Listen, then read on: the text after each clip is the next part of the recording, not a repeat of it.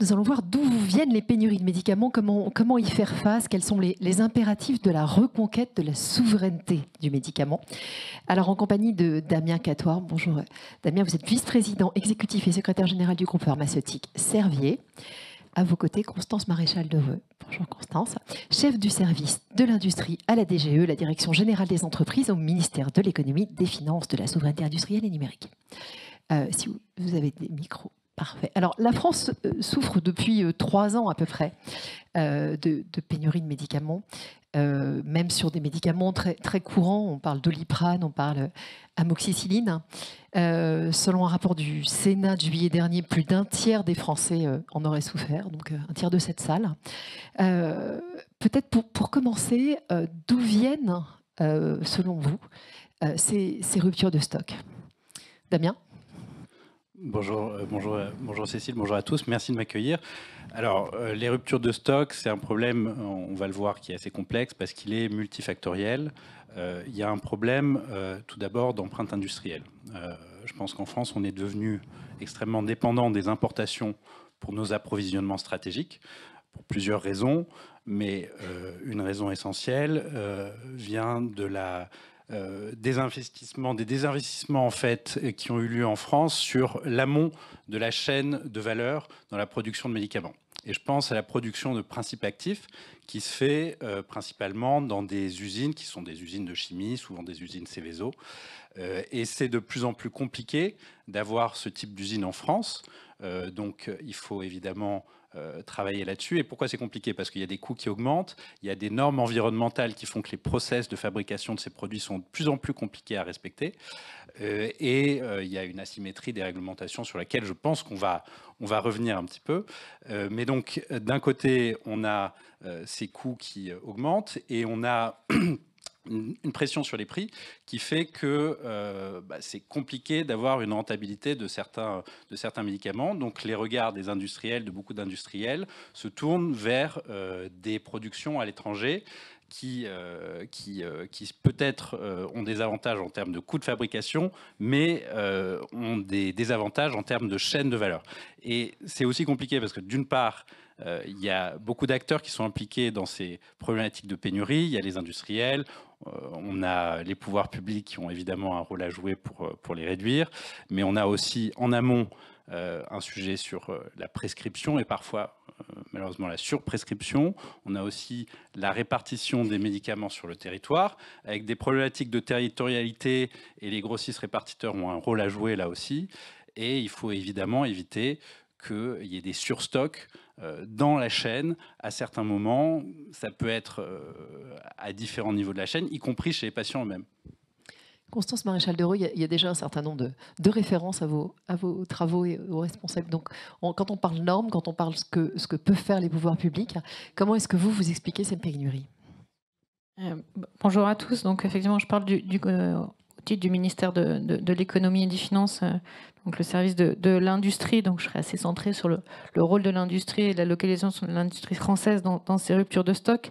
Mais effectivement, on a des ruptures de stock qui sont multipliées par 20 en 10 ans et qui touchent en majorité, alors certes, des produits courants, comme vous avez cité, et que tout un chacun, on peut se rendre compte dans les pharmacies, mais quand on regarde les chiffres, on est sur 60% de médicaments donc matures. On est plutôt sur des médicaments qui ont des AMM depuis un certain temps sous forme injectable et finalement aussi majoritairement en milieu hospitalier dans 60% des cas. Donc c'est pas seulement ce qu'on vit effectivement quand on va chez le pharmacien, mais aussi à l'hôpital. Et l'ANSM a identifié les causes effectivement de ces ruptures de stock, et dans 60% des cas, on est de nature industrielle et seulement 30% des cas, ce qu'ils appellent de nature économique, mais qui est le fait qu'éventuellement un concurrent a arrêté une production. Donc la nature industrielle, c'est largement lié à la localisation de la production, parce qu'effectivement, on a une dépendance au marché non français, mais en fait beaucoup plus lointain, non européen et asiatique, qui a fortement augmenté. On est passé de 47% à 60% de nos médicaments qui sont en clair produits en Chine, produits très loin. Voilà, on a des principes actifs qui sont effectivement produits très loin. Et donc, voilà, nous, encore une fois, vous savez d'où je parle, donc ça ne vous étonnera pas. On pousse pour améliorer la localisation en France de la fabrication des médicaments, des principes actifs, des produits finis. Cette localisation de la production, c'est la meilleure protection dont nous disposons pour limiter les ruptures de stock. Parce que voilà, s'il y a des problèmes logistiques, s'il y a des tensions, voilà, c'est plus près, c'est plus facile. Et on a aussi, on l'a vu dans les difficultés qu'on a connues à l'hiver 2022 sur l'amoxicilline et les paracétamol, une plus grande facilité en tant qu'État français à obtenir des concessions, à obtenir une priorisation du marché français de la part des opérateurs qui fabriquent en France, qui peuvent, et on a eu le cas voilà, sur ces médicaments, entre GSK qui a accéléré des livraisons de médicaments de plus d'1 million de boîtes d'amoxicilline, ou UPSA qui a redirigé vers la France des boîtes de paracétamol qui étaient destinées à l'export. Donc non seulement on a moins de risques de rupture de chaîne d'approvisionnement quand c'est en France, mais en plus le fait d'avoir des industriels sur le territoire français, ça crée une relation de confiance, ça crée une capacité à leur demander de faire un peu plus d'efforts que évidemment un industriel qui est basé en Chine. Mais concrètement, vous dites à Damien, vous n'avez qu'à faire une usine ici. Je pense qu'il est d'accord. Mais où est-ce que ça bloque? Nous, on cherche à maintenir, évidemment, je pense qu'on reviendra après sur comment on fait, mais ce qu'on fait, c'est essayer de maintenir les usines qui sont en France. On détaillera, peut-être, je ne sais pas si vous voulez que je détaille maintenant ou pas, les différentes actions qu'on mène, et aussi à attirer, à relocaliser en France des productions qui aujourd'hui soient comment on peut à faire ça? l'étranger. Parce que je pense que le fait d'avoir une usine pas loin, on le conçoit tous, mais ça n'a pas l'air si simple. Pourquoi est-ce que ça ne marche pas? Enfin, pourquoi est-ce que c'est compliqué alors? Alors, je pense que alors, il n'y a pas que dans le Covid, mais pendant le Covid, la pénurie de médicaments a accéléré. Donc, alors pendant le Covid, on l'a fait un peu en catastrophe, et après je reviendrai sur de façon plus un peu conjoncturelle pendant le Covid, et maintenant de façon plus structurelle, comment le gouvernement s'organise pour améliorer cette localisation en France des médicaments. Donc, voilà, pendant le Covid, on a identifié les médicaments, une trentaine de médicaments qui étaient en tension pendant cette crise. Voilà, avec le soutien du programme France Relance, on a notamment réussi à relocaliser une partie du principe actif du paracétamol. Et plus structurellement, depuis, ce qu'on travaille donc avec le ministère de la Santé et côté Bercy pour la partie industrielle, c'est le ministère de la Santé nous aide à identifier les médicaments essentiels, les médicaments sur lesquels il faut qu'on priorise notre localisation, parce que voilà, la relocalisation et l'État mettant de l'argent, on y reviendra, on ne peut pas forcément tout faire tout de suite. Et donc c'est cette priorisation, cette identification des médicaments dont la localisation est prioritaire, parce qu'il y a un intérêt thérapeutique majeur, et parce que on a une chaîne d'approvisionnement, ça nous on appuie, qui est à risque. C'est-à-dire que si on a une diversité de localisation de producteurs, ou si on a des producteurs qui certes sont pas en France mais sont pas trop loin, c'est peut-être un peu moins risqué que quand il y a un unique producteur qui est en Asie, et auquel cas, et qui en plus c'est un médicament très important. Donc il y a cette identification des médicaments sur lesquels il faut se concentrer. Donc il y a une liste de 450 médicaments essentiels qui a été élaborée en priorisant une cinquantaine, et ensuite il y a des soutiens financiers sur cette liste de médicaments prioritaires, et des démarches d'aller, voilà, on va essayer de convaincre les industriels d'aller relocaliser sur cette liste de médicaments essentiels, voilà, pour améliorer la sécurité en France. Et on a effectivement déjà des étapes de production sur lesquelles on a des projets d'usine sur 25 médicaments ou principes actifs de médicaments de la liste des 50. Donc c'est des projets d'usine qui sont en cours de construction. Alors côté industriel, Damien, c'est quoi vos réponses quand je vous pose la même question? Qu'est-ce qu'il faut faire aujourd'hui? Pourquoi c'est difficile? Qu'est-ce que vous faites? Est-ce que l'aide de la DGE suffit? Elle est très importante. Je souscris totalement aux propos de Constance. Et je crois que le ministère de l'économie et des finances et de la souveraineté industrielle, l'aspect souveraineté industrielle est important. Il faut agir pour relocaliser en effet la production de principes actifs. Le groupe Servier, pour vous donner un exemple, nous on fait 97% de notre chiffre d'affaires à l'international, mais on produit 97% de nos principes actifs en France. Donc on a une empreinte industrielle sur toute la chaîne de valeur de médicaments qui est forte en France. C'est un choix qu'on a fait d'avoir cet ancrage français. Et il faut relocaliser, mais il faut aussi permettre aux industriels qui sont en France d'y rester. Et ça, c'est très important parce que choisir la France, choisir l'ancrage français, eh ben, ça a un coût. Ça a un coût parce que un coût du travail qui est plus important que dans des pays asiatiques qui étaient mentionnés. Il y a des normes environnementales qui sont européennes, mais qui sont parfois encore plus complexes en France que dans le reste de l'Europe, qui doivent évidemment être respectées, qui sont très importantes, mais ça a un coût. On veut évidemment contribuer à la réduction de l'impact carbone de nos industries, mais c'est des investissements importants aussi. Et jusqu'à présent, il y a des mécanismes qui ont été mis en œuvre, et je crois que la DGE pousse beaucoup, qui permettraient de prendre en compte ce coût de production plus important pour obtenir un meilleur prix, en tout cas des prix différenciés, et qui pourraient potentiellement favoriser une production française ou à tout le moins européenne. Et donc ça, c'est très important que ces mécanismes soient activés justement pour pouvoir permettre la relocalisation et la localisation continue en France. Et il y a un deuxième aspect qui est un aspect normes et réglementation où il faut faire attention, on en a entendu parler dans certains domaines connexes, mais de ne pas surtransposer en France. On a des exemples de projets industriels, on a des projets industriels très similaires en France, on continue d'investir en France, on construit une unité de production de principes actifs en Normandie, et on a une unité similaire qui est construite en même temps dans un autre pays européen. Malheureusement, on constate que ça va beaucoup plus vite dans cet autre pays parce qu'il y a une complexité administrative moindre et une transposition. Il n'y a pas, enfin en tout cas, une application peut-être un peu plus efficiente des normes qui ont été édictées au niveau européen. Et donc là, je pense qu'il y a beaucoup d'acteurs français qui sont très actifs et qui essayent de simplifier les choses et d'aider les acteurs industriels. Et on les en remercie. Mais il faut continuer dans ce sens-là pour que ça soit possible et pour que ça soit aussi soutenable. Constance, est-ce que vous travaillez sur ces simplifications? Je sais que le ministre de la Santé l'a évoqué de son côté, mais côté industriel aussi. Oui, effectivement. Alors peut-être sur la partie guichet relocalisation, on a quand même, je voulais souligner que l'État a mis quand même quelques dizaines de millions d'euros ces dernières années avec un guichet de 50 millions d'euros. Voilà, dans le cas de France-de-France, on était déjà plus de 25 millions, plus 50 encore. Donc, alors ça, c'est l'argent qui est mis sur la table pour accompagner les nouveaux investissements dans les financements, notamment en CAPEX. On travaille également aussi effectivement sur les prix des médicaments avec plusieurs articles. Alors bon, je ne vais pas te donner tous les numéros, mais ils sont tous connus par leur petit numéro, et potentiellement avoir des augmentations de prix en cas de pénurie sur des besoins ponctuels. Donc il y a eu des hausses tarifaires sur l'amoxicilline, notamment pour répondre à cet aspect économique évoqué. Pour assurer un débouché.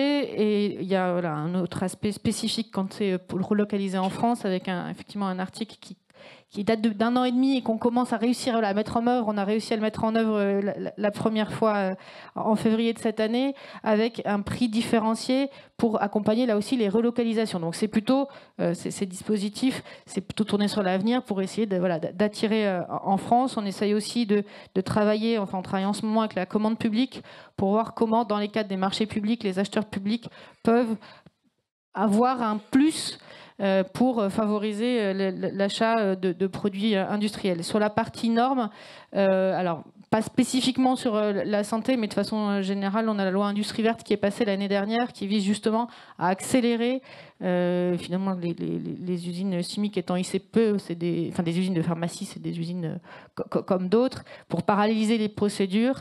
Les décrets sont en cours, donc voilà, la loi est sortie à l'automne 2023, on est en train de finaliser les travaux pour gagner du temps, tout en continuant de protéger les Français et l'environnement, en s'assurant que l'ensemble des règles sont respectées, le faisant de façon plus performante pour réduire les délais moyens qui sont aujourd'hui de 13 à 14 mois à plutôt 9 mois. On voit que c'est très compliqué, que les choses sont imbriquées. Alors si je vous demandais de choisir, si tel le génie de la lampe, je vous offrais un vœu, quel serait le vœu prioritaire, la chose qui vous paraîtrait la plus urgente? Je crois que M. Catoire l'a dit, et on est très actif sur le sujet, c'est porté au niveau européen. Également, les processus et cette envie de travailler sur la localisation en France et en Europe de l'industrie française. Donc nous, on avait un peu d'avance finalement sur le niveau européen avec notre liste des médicaments prioritaires et en se disant que c'est sur ces médicaments qu'il faut mettre l'accent. Donc c'est quelque chose qu'on apporte au niveau européen dans le Medical Act, d'avoir aussi une liste, et on se dit que sur la base de la liste, probablement on aidera peut-être, on aura plus facilement une capacité d'accompagner financièrement, soit avec des crédits européens, soit avec des crédits français dans des règles d'aide d'État, la relocalisation en France des médicaments. On a aussi, pour le coup, là, il y a des... Alors c'est encore plus loin, mais des financements dans le cadre européen sur l'innovation en santé. Donc on voit que c'est dans ce cadre-là qu'on arrive aussi, quand on a des projets européens, à avoir de la capacité de monter des nouveaux projets. Et puis alors je m'en dirai peut-être en conclusion, mais je rebondirai aussi peut-être sur la partie... on va arriver à la conclusion. La conclusion, je le dis maintenant alors. Effectivement, utiliser les règles françaises et européennes exigeantes sur les aspects environnementaux et sociaux pour, dans une idée de level playing field, voir comment on peut utiliser ce plus que nous apporte la production en Europe des médicaments pour différencier par rapport aux médicaments aux principes actifs qui viennent de plus loin et qui respectent en général effectivement pas les mêmes normes pas sanitaires, environnementales et sociales. Donc c'est vraiment comment, et on est en train de travailler, on a lancé des travaux avec les acteurs comment français. Donner les mêmes règles à tout le monde. Comment utiliser, comment mettre en valeur ces avantages des productions françaises et européennes pour différencier et pour donner des avantages par rapport aux productions étrangères sur ces aspects un peu moins connus et peut-être moins habituels dans le secteur de la santé, qui sont plus habituels dans des secteurs d'industrie lourde, en chimie, etc., ou en acier, en sidérurgie, où il y a vraiment un aspect environnemental très fort. Mais voilà, on est en train de creuser cette piste sur comment utiliser ces autres leviers pour favoriser la production en France et en Europe. Damien, si on commence par le vœu que le génie vous offrirait. Alors, j'en ai même pas 3, j'en ai que 2. Mais si je peux commencer par le premier, on a en effet un travail très intéressant et qui va vraiment dans le bon sens, qui est mené par la DGE, qui est un acteur qui comprend les problématiques. Quand on parle santé, il y a beaucoup d'acteurs au sein des pouvoirs publics qui sont dans la chaîne et avec lesquels on doit échanger. Et parfois, tout ça manque un peu de cohérence. On a des initiatives qui sont poussées par certains, mais qui ne sont pas reprises par d'autres et qui disparaissent dans les limbes d'une complexité administrative, malheureusement, auquel on est parfois confronté. Vous rêvez que l'administration devienne hyper cohérente et organisée? Je ne sais pas si le génie de la lampe peut faire quoi que ce soit. Je pense qu'elle peut et qu'elle sait le faire et que certains acteurs au sein de l'administration y travaillent et font un très bon travail là-dessus. Et le second vœu, ça serait qu'on évite les approches simplistes sur le sujet. C'est ce qu'on disait, c'est multifactoriel, c'est beaucoup d'acteurs qui sont impliqués dans ces problématiques de pénurie. Évidemment, il y a un enjeu sur les stocks et augmenter les stocks, ça peut être un élément de réponse.